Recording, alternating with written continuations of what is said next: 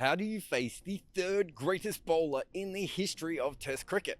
Not well, as it turns out. And yeah, it is possible that Boland is not the third best bowler, ever.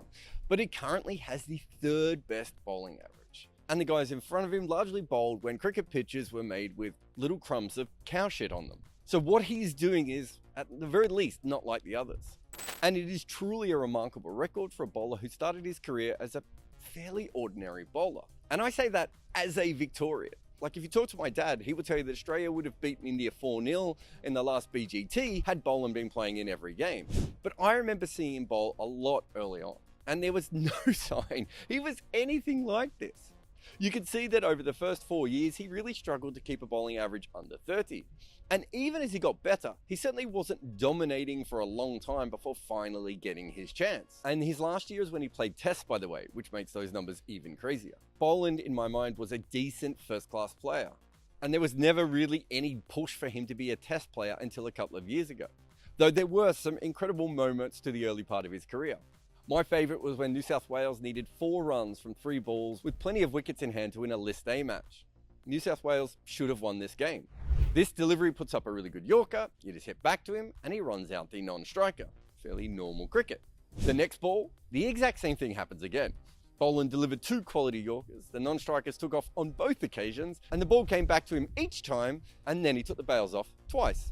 And then the last ball, he bowls a short one that chased the batter, and it ended up winning the game. Of course, none of this was front page news. It was just the level that Boland was playing back then. And to most people, that's, I think, where we thought he would all stay. But because he started to take a lot of wickets at the MCG, he was really brought in as an Australian MCG specialist for the Ashes Test. I have made a video about that before and how he was clearly a lot better than that at that point. However, it was the MCG that gave him his big break. And of course, it was some incredible break. When you take 6 for 7, specialist or not, you're probably getting more games. And he continued to take wickets after that as well. So how did a first-class bowler with a decent record become one of the best players of all time? At least, statistically. Well, to tell that story, you need to know a little bit about Peter Siddle. In 2019, Siddle became a very important cricketer for Australia, despite the fact the best of his international cricket was well behind him. He was chosen for Australia not just as a bowler, but also as the wobble ball whisperer. That would be a hell of a business card, by the way.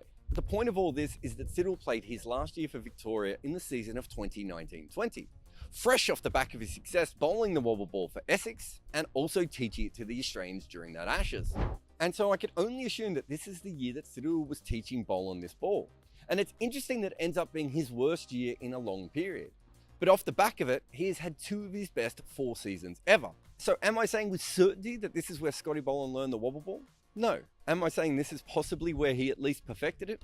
Yeah, I think so. That one delivery turned a good first-class bowler into an absolute menace. Australia might have thought they were picking an MCG specialist, but they were really picking a machine. Because even without this one ball, Boland had a lot of skills. He's so accurate, and he's not slow. Like many other bowlers who are this accurate, they might be around the low 80s or high 70 miles per hour. Boland can hit this spot while bowling mid to high 80s. That makes him hard to hit off his length, so he can dictate a lot more than most metronomic bowlers. So you are going to have to deal with clusters like this. And there is something else here as well. He's bowling a lot of balls that are outside the line of off stump, but most of these to a batter will feel like they are going to come back and hit the stumps. So why is that? Well, Boland collapses when he's delivering the ball, and instead of having a braced front leg like Cameron Green, he has a bent leg. This means he doesn't get as much height on the ball as the other Australian quicks, which means he's going to hit the stumps more. But he also collapses a little bit to one side. He leans right across at release, and the ball is then aimed at the batter. And look at where his body is. He's right up against the stumps, and yet his arm is way out here, meaning it feels like he's coming from close to the stumps, but the ball is not actually coming from that angle. Everything is coming back into you. If you haven't faced it before, it's this angle that can take you a little bit off guard. And you know who hadn't seen him before in a test match?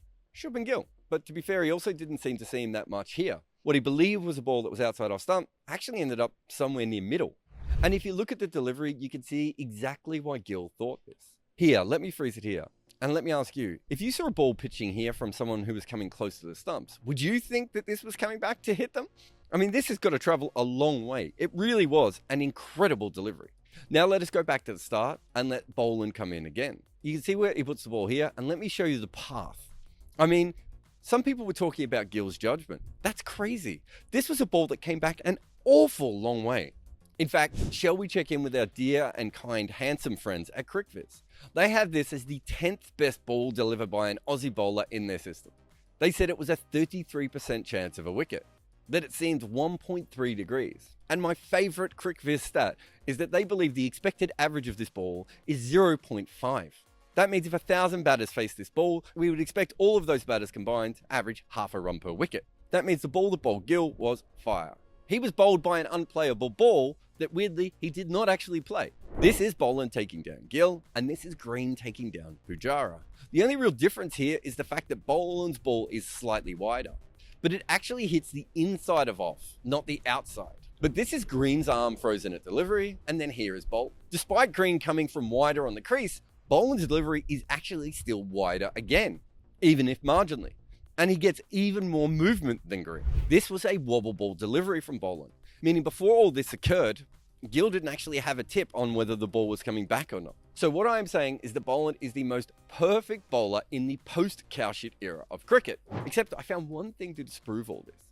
This is Boland's average versus right-handers and left-handers.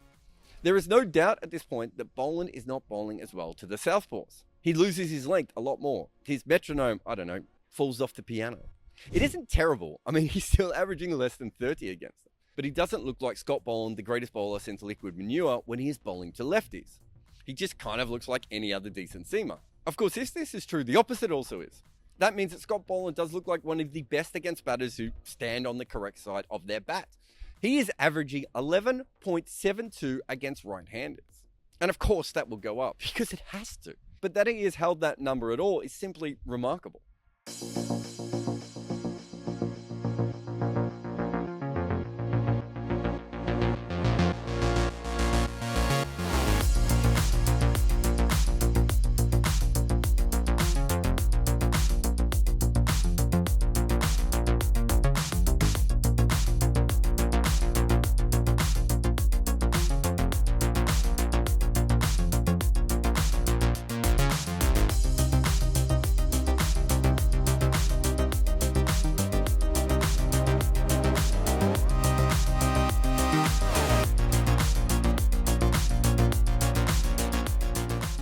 Like, let us just watch the way he probes. Hey guys, can we play some music here? Because this needs a romantic soundtrack, I think. This is what he does. It is not often sexy. There are no special tricks. He has angle, decent pace, great accuracy, good skill, and a wobble ball. And he's going to keep coming at any right-handers until they are dismissed. I mean, Scott Boland is clearly not one of the greatest bowlers that ever drew breath. But you might have a harder time explaining that to Shubman Gill right now.